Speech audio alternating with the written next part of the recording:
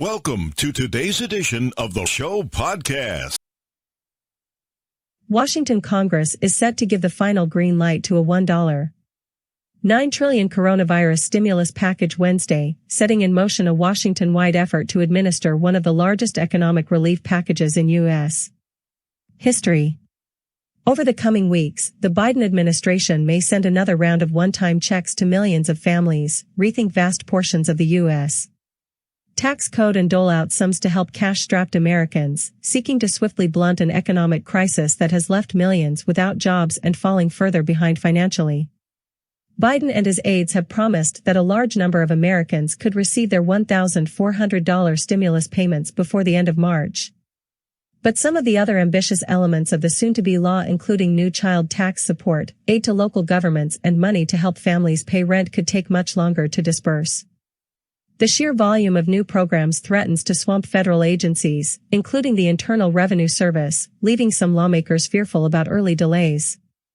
Congressional aid packages that became law over the past year have proved instrumental in helping the country rebound from one of the worst economic crises since the Great Depression. But the federal bureaucracy at times has strained to deliver some of that support in a tight time frame.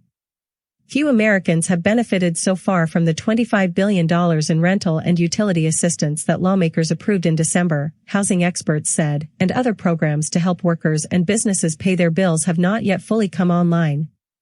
Implementation is the ballgame. You can have the best priorities in the world, whether it's the well-being of children or the needs of those who have been laid off of no fault of their own, said Senior Ron Wyden, D-N.Y, the chairman of the Senate Finance Committee. It doesn't mean a whole lot if you can't get the benefits out so people can make ends meet. The White House did not respond to a request for comment. The challenges ahead reflect the high stakes facing Biden as he prepares to sign his first major legislative accomplishment into law this week. The president's economic agenda and political legacy and the trajectory of the country's recovery from the pandemic will depend on the ability of the federal government to get the next few months right. Dubbed the American Rescue Plan, the $1.9 trillion package marks the sixth major stimulus adopted by Congress since the coronavirus arrived in the United States last year. Democrats this week have hailed it as the largest anti-poverty measure in a generation, and top White House officials in recent days have fanned out to tout its potential and the party's early efforts to meet its 2020 campaign promises to deliver economic relief. The president on Tuesday toured a local hardware store that had benefited from a loan under a prior stimulus initiative, the nearly $1 trillion Paycheck Protection Program, adopted last year. Bharat Ramamurti, the deputy director of the National Economic Council, later said at a White House briefing that the administration's efforts alone had helped almost 200,000 first-time borrowers obtain loans. He said the new stimulus would serve as a big step toward recovering some of the roughly 10 million jobs still lost as a result of the pandemic. We promised to send people back to work by helping to revive and supercharge the economy. Mission accomplished, said Republic. Hakeem Jeffries, D-N.Y, heralding the stimulus on Capitol Hill for delivering on commitments made to voters last year to provide swift, robust relief. We promised to help small businesses. Mission accomplished. Republicans criticized the bill, days after every GOP senator voted against the measure this weekend. Many noted that significant sums from past stimulus measures remain unspent, making the new injection of federal aid set to be authorized by the House on Wednesday morning unnecessary in their eyes. We can't just keep borrowing money. That's why we wanted a narrower approach to COVID relief, including using the existing hundreds of billions of dollars that haven't been spent before you go borrow money that do things that have nothing to do with COVID, said Republic Steve Scalise, our law, the House Minority Whip. But the extent of the help and the speed at which it reaches Americans may depend on the critical months ahead. Some of the most ambitious new programs hinge on the IRS, an agency tasked under the stimulus law with vast responsibilities to disburse payments to millions of Americans and process significant changes to the tax code. The IRS has grown familiar with the one-time payments, having dispatched 2 rounds of such aid since the pandemic began, and White House Press Secretary Jen Psaki said Tuesday that the agency is working tirelessly to make that happen. But the agency for the first time will begin distributing regular support to families with children as part of a massive change in the way the government assists families in need.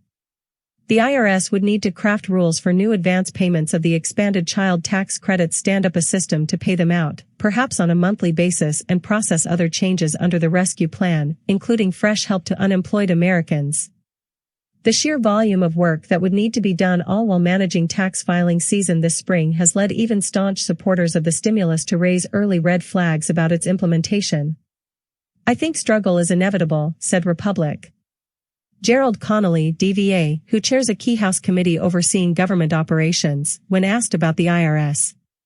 Connolly cited years of budget cuts under Republicans and outdated computer systems at the IRS as potential threats to the agency's ability to administer the new stimulus programs. The $1.9 trillion package includes money to help the IRS fix some of these deficiencies. "It's a very critical public policy program to be implemented," he said. "But I think they're going to be struggling with it, not because of intrinsic flaws of the IRS, but because we're paying a price for the disinvestment in the IRS over the past decade." The IRS did not respond to a request for comment. Wyden said he hopes to see tax aid made available this summer, pledging close oversight of the agency and others implementing the stimulus in the months ahead. "We're going to be watchdogging this every single step of the way," he said.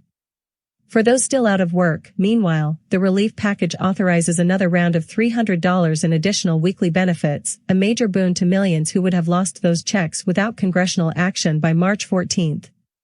But the extension may take time for states to implement, once again resulting in potential disruptions to jobless aid. The delays may feel familiar to Americans who repeatedly have been left without checks because of technical glitches and congressional quarreling dating back to the beginning of the pandemic. "We expect there will be some lapse in benefits for probably a matter of weeks before payments start going out the door again to those who will exhaust their benefits this week," said Julia Simon-Michel, a top lawyer at Philadelphia Legal Assistance. Lawmakers also allowed some recipients of weekly jobless aid to obtain new relief on their taxes. Yet the Biden administration ultimately must decide how to implement the change in the midst of tax season, possibly creating headaches for jobless Americans who filed their 2020 returns before the stimulus bill passed. Other funds may prove easier to disburse, building on coronavirus relief programs approved last year. The package includes $5 billion in new pandemic food benefits, for example, which augments aid Congress passed in 2020 to help people struggling to eat. Another tranche of support, $30 billion to help renters catch up on their past due housing costs, roughly doubles the size of a fund lawmakers approved as part of a smaller stimulus package in December. Andrew Almam, who served as deputy director of the White House National Economic Council under President Donald Trump, said the approach could make implementation of some of the new stimulus easier than for the prior bills, including the $2 trillion CARES Act adopted at the height of the crisis last March. But the bill's new funding programs will take time to set up as the personnel, financial, legal and organizational requirements for establishing a new program need to be completed, Almam added. Every new program invariably runs into unexpected obstacles and challenges. With rental relief, for example, the U.S. government started working to deliver the money to cash-strapped tenants and landlords after lawmakers voted last year. But confusing government rules, a paucity of local infrastructure to disburse the money, and a changeover from the Trump to the Biden administration meant that most of the $25 billion in aid has not helped families in need, roughly 3 months after Trump signed it into law. Very little of the $25 billion has reached low-income renters and landlords yet, said Diane Yantel, president of the National Low-Income Housing Coalition. She predicted that recent changes under Biden and the new aid approved by Congress this week will help speed money to renters in great need. "I expect the numbers to increase significantly in the coming days and weeks." A slew of other efforts to help struggling businesses similarly have been trapped in the federal bureaucracy. In December, for example, Congress approved $15 billion in emergency assistance for independent entertainment venues affected by the pandemic. Initially dubbed the Save Our Stages Act, the initiative enabled the Small Business Administration to issue grants as a financial life raft for concert and theater venues that have had little to no business for almost an entire year.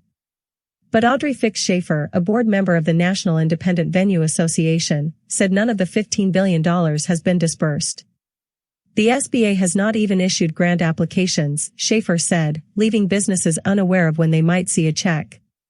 Many of those businesses passed on the Paycheck Protection Program, hoping they would be able to get more money from this entertainment-specific aid.